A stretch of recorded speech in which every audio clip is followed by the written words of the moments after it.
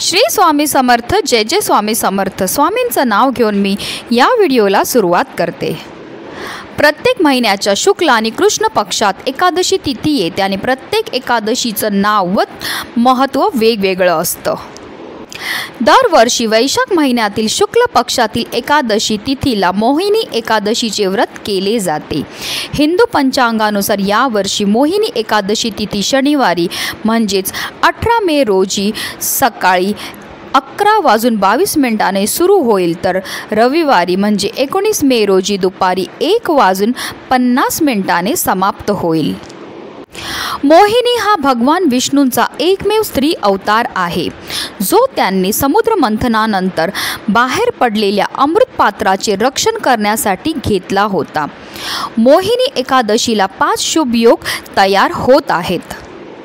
अमृत सिद्ध, सर्वार्थ सिद्ध योग।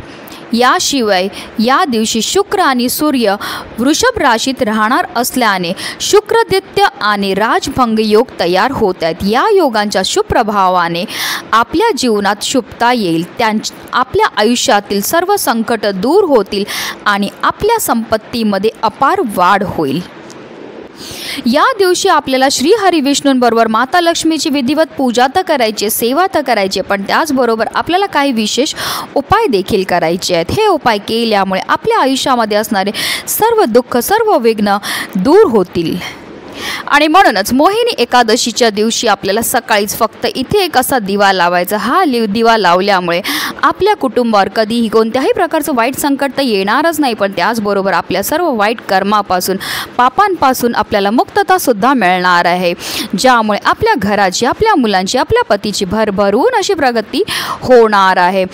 त्याबद्दल सविस्तर आणि महत्त्वाची अशी माहिती मी तुम्हाला या व्हिडिओमध्ये देणार आहे, तर व्हिडिओ पूर्ण पहा। आणि जर तुम्ही माझ्या चॅनलवर नवीन असतील तर चॅनलला सबस्क्राईब करा आणि शेजारी बेल आयकॉनसुद्धा प्रेस करा, जेणेकरून तुम्हाला माझ्या नवनवीन व्हिडिओचं नोटिफिकेशन हे मिळत राहील।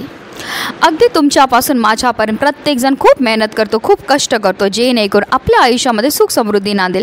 पण बऱ्याचदा काय होतं ना, आपल्यामध्ये काही दोष असतात की आपल्या घरामध्ये काही दोष असतात किंवा आपल्याकडनं झालेल्या कळत नकळत चुकांमुळे, पापांमुळे सुद्धा आपल्या आयुष्यामध्ये अनेक प्रकारच्या समस्या ह्या येत असतात।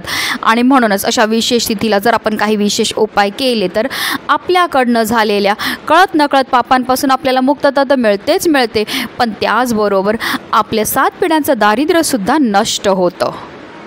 आपल्याला मोहिनी एकादशीच्या दिवशी ब्रह्ममुहूर्तावर उठायचं आहे आणि स्नान करायचे। स्नान करताना आवर्जून आपल्याला अंघोळीच्या पाण्यामध्ये गंगाजल टाकायचं। गंगाजल टाकून स्नान केल्यामुळे आपल्या तनाबरोबर आपल्या मनाची सुद्धा शुद्धीही होत असते आणि पवित्र तनाने केलेल्या प्रत्येक कार्यामध्ये 100% आपल्याला यश हे मिळत असतं। स्नान झाल्यानंतर आपल्याला स्वच्छ वस्त्र हे परिधान करायचे। त्यानंतर आपल्याला देवपूजाही करायची। देवपूजा करताना आपल्याला सगळ्यात पहिला दिवा हा प्रज्वलित करायचा आहे, कारण कोणतीही सेवा किंवा कोणताही उपाय करताना आपल्याला अग्नीच्या साक्षीने तो करायचा आहे।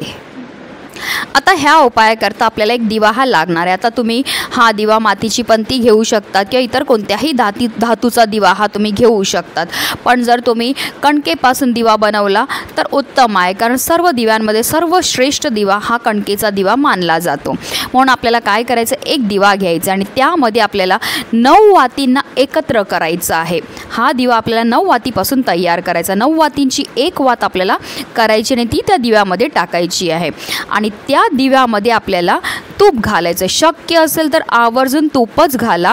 काही कारणास्तव जर तुमच्याकडे तूप नसेल तर तुम्ही तेल घाला आणि त्यामध्ये चिमूटभर हळद घातली तरीही चालणार आहे। आता आपल्याला एक प्लेट घ्यायची आणि त्या प्लेटमध्ये आपल्याला मूठभर तांदूळ हे ठेवायचे आहेत आणि त्या तांदळावर आपल्याला हा जो दिवा आपण तयार केलेला तो ठेवायचा आणि ही प्लेट उचलून आपल्याला आपल्या देवघरामध्ये असणाऱ्या श्री हरी विष्णू आणि माता लक्ष्मी समोर ठेवायची आहे। त्यानंतर आपल्याला त्या दिव्याला हळद, कुंकू, अक्षदा अर्पण करून घ्यायचे आहेत, फूल अर्पण करायचं आहे आणि आपल्याला देवघरामध्ये बसूनच काही सेवासुद्धा करायच्या आहेत। आपल्याला एक वेळा कनकधारा स्तोत्राचं पठण करायचं आहे। त्याचबरोबर आपल्याला श्रीहरी स्तोत्राचं सुद्धा एक वेळा पठण हे करायचं आहे। त्याचबरोबर आपल्याला एक वेळा विष्णू सहस्त्रनामाचं पठणसुद्धा करायचं आहे। अतिशय उच्च कोटीच्या ह्या सेवा आहेत। ह्या सेवा केल्यामुळे आपल्यावर श्री हरी विष्णू आणि माता लक्ष्मी भरभरून प्रसन्न होत असतात। अतिशय चमत्कारिक असा हा उपाय केल्यामुळे आपली कठीणातील कठीण इच्छा ही पूर्ण होते। आपण सकाळीच हा उपाय करायचा, जेव्हा आपण देवघरामध्ये देवपूजाही करणार तेव्हा दिवा प्रज्वलित करणार आहे। त्याचबरोबर हा अजून एक दिवा आपल्याला प्रज्वलित करून श्रीहरी विष्णू आणि माता लक्ष्मी समोर आपल्याला ठेवायचा आहे। प्रयत्न करून जो दिवा आपण तयार केलेला आहे त्यामध्ये तेल किंवा तूप जे एवढं टाका की तो दिवा अखंड दिवसभर प्रज्वलित राहिला पाहिजे। काही कारणास्तव दिवा शांत झाला तर संध्याकाळी पुन्हा त्या दिव्यामध्ये तेल किंवा तूप टाका आणि तो दिवा प्रज्वलित करा। अशा रीतीने आपल्याला उपाय हा करायचा आहे। नक्की करा, खूपच चमत्कारिक उपाय। हा उपाय केल्यामुळे आपल्या प्रत्येक मनोकामना पूर्ण होतात। आता दुसऱ्या दिवशी आपल्याला ह्या दिव्याचं काय करायचं, तर ह्या दिव्यामध्ये ज्या वाती असतील त्या आपल्याला निर्माल्यामध्ये टाकायचं आहे आणि हा दिवा तुम्ही परत धुवून स्वच्छ करून कामाला घेऊ शकतात। आता दिवा तुम्ही कणकेपासून तयार केला असेल तर एखाद्या झाडाखाली नेऊन ठेवून द्या, जेणेकरून तिथले पशुपक्षी ते दिवा खाऊन घेतील। नक्की करा, आयुष्यातले सर्व अडचणी सर्व दुःख दूर होऊन साक्षात श्रीहरी विष्णू आणि माता लक्ष्मीची आपल्यावर कृपाही होणार आहे। म्हणूनच व्हिडिओ जास्तीत जास्त लोकांपर्यंत शेअर करा, जेणेकरून प्रत्येकाच्या आयुष्याचं कल्याण हो ही स्वामीचरणी प्रार्थना। श्री स्वामी समर्थ। जय जय स्वामी समर्थ।